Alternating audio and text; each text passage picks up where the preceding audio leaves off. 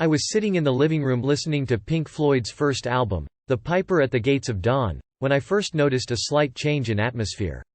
The walls in my small but high-tech hovel seemed to start undulating as if they actually breathed with a life of their own. I was startled at first but quickly realized that this must be a direct result of the natural inspiration in which I had imbibed. I slowly floated into a kind of separate reality, construed of a nature totally unknown to me before, but yet, so real. Or at least so it seemed to me at the time. I recalled vague, complicated words written by Aldous Huxley in his treatise on mescaline. The doors of perception. Chairs and curtains, I knew what he meant. The lines, the shapes, the color. These thoughts all came to me and meandered about and through my head like fleeting spirits from beyond reason.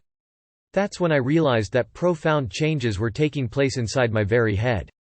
I was never to be the same again, I thought. This is the end-all of end-alls. This is the key to that realm that has always just been out of reach, just outside of my limited perception. It was as Huxley had said, the floodgates had been opened.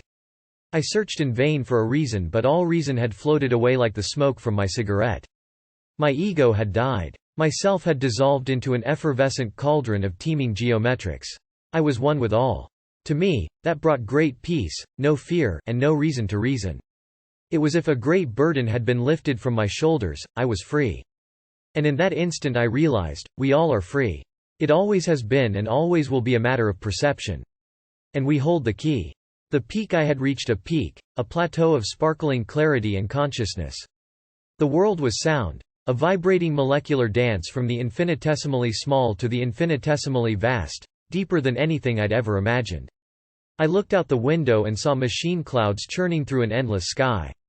I saw light and color and vacillating patterns possessed of an indescribable essence. I realized that the room and world around me were alive and that all things spring from the divine ground. This must have been what the ancients felt when they spoke of the Great Spirit, and in my mind's eye, I could almost see an old shaman standing by his fire, arms outstretched to the heavens, with spirits dancing all around him, in the shadows. There is ancient wisdom and knowledge here, something that prescinds the truths we've come to accept in this civilization we've built around us. Something that transcends dogma, religion, culture, all the established ways and mores of society. And for a time I'm ecstatic about being a part of and witness to this deeper truth. I found myself wishing everyone could glimpse this path, this window. Surely no one could go through this experience and not come out of it a little more fulfilled or centered, a little more whole. There is also a certain amount of fear here.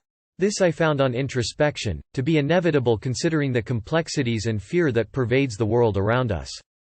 But it didn't last. Ecstatic communion and hope won out as I realized that I held the key to keep, or let go of, the fears that I possessed.